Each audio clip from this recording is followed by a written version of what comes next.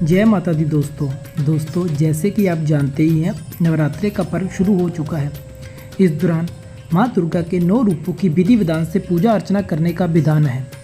जो भी भक्त सच्चे मन से माँ दुर्गा के 9 रूपों की विधि विधान से पूजा अर्चना करता है, माँ भगवती उसके हर मनोकामना को पूर्ण करती है। आज हम जानेंगे कि इस नवरात्रि आपको माँ दुर्गा के 9 रूपों को कौन कौन सा भोग लगाना चाहिए, जिससे आप पर बरसेगी माँ दुर्गा की अपार कृपा। पर वीडियो में आगे बढ़ने से पहले कमेंट बॉक्स में जय माता दी लिखना ना भूलें, क्योंकि माता का नाम लेने से मन शांत और घर में सुख समृद्धि आती है। दोस्तों, जैसे कि आप जानते ही हैं नवरात्रि का पर्व हमारे हिंदू धर्म में सबसे पवित्र माना जाता है। इस दौरान सभी भक्त माँ भगवती को प्रसन्न करने के लिए यत्न करते हैं। पर आज हम आपको बताएंगे कि इस दौरान हमें माँ भगवती को कौन कौन से भोग लगाने चाहिए, जिससे माँ भगवती होगी प्रसन्न और हम पर बरसाएगी अपनी कृपा। वैसे तो माता को सच्चे मन से जो भी भोग लगाएं वह ग्रहण कर लेती हैं, लेकिन माता दुर्गा को नवरात्रि में कुछ ऐसे भोग हैं जिन्हें लगाने से माँ भगवती अपने भक्त की हर मनोकामना को पूर्ण करती है, साथ ही बुद्धि धन संपदा में भी वृद्धि करती है। तो आइए जानते हैं कि किस दिन हमें माता को कौन कौन सा भोग लगाना चाहिए।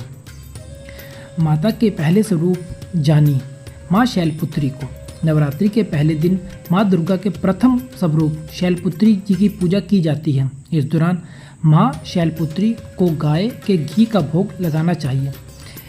ऐसा करने से आपके जीवन में रोग दूर भाग जाते हैं और व्यक्ति निरोग रहता है। माता का दूसरा स्वरूप नवरात्रि के दूसरे दिन माँ दुर्गा के द्वितीय स्वरूप देवी ब्रह्मचारिणी की पूजा की जाती है। इस दौरान देवी ब्रह्मचारिणी को शक्कर का भोग लगाया जाता है। ऐसा करने से आयु का निरायु का वरदान प्राप्त होता है। माता का तीसरा रूप नवरात्रि के तीसरे दिन माँ दुर्गा के तृतीय स्वरूप यानी माँ चंद्र घंटा की पूजा की जाती है।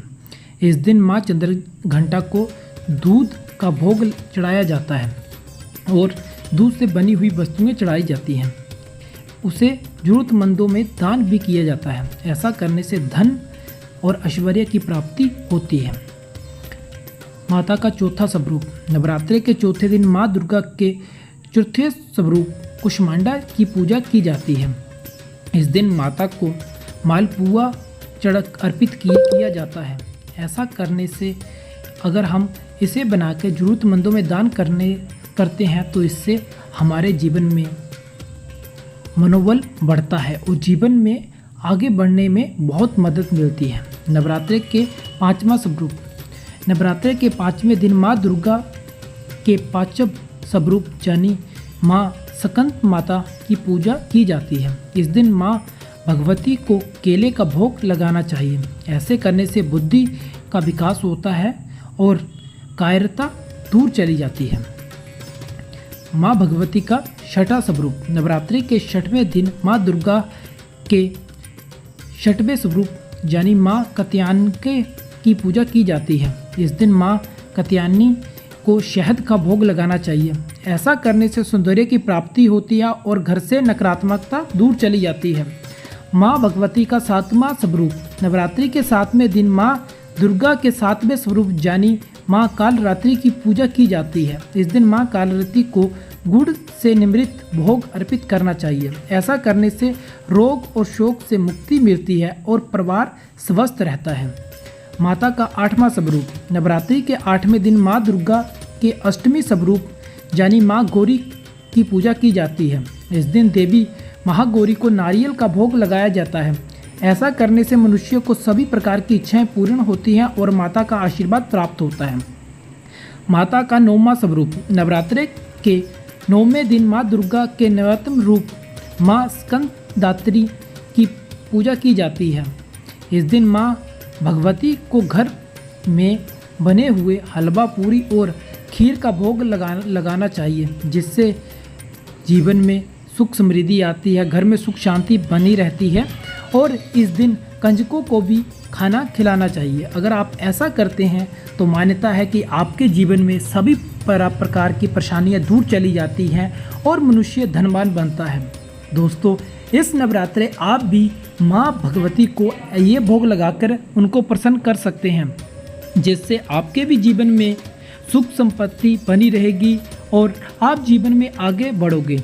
दोस्तों ये नवरात्रे बहुत ही खास हैं क्योंकि माँ दुर्गा इस बार डोली में सवार होकर इस पृथ्वी लोक पर आई है। तो दोस्तों अगर आप भी माँ भगवती को प्रसन्न करना चाहते हैं तो हमारी वीडियो में दिए हुए नीचे बेल आइकन पर क्लिक करना ना भूलें, क्योंकि हम इससे आपको नवरात्रि से जुड़े हुए बेहद ही खास टॉपिक मिलेंगे, जिससे आपको ये जानकारी आपके लिए माता दुर्गा को प्रसन्न करने के लिए काम आ सकती है।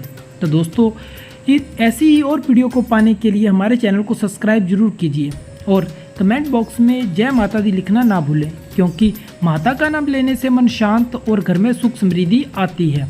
तो दोस्तों लास्ट में जय माता दी, जय माँ भगवती, जय हो।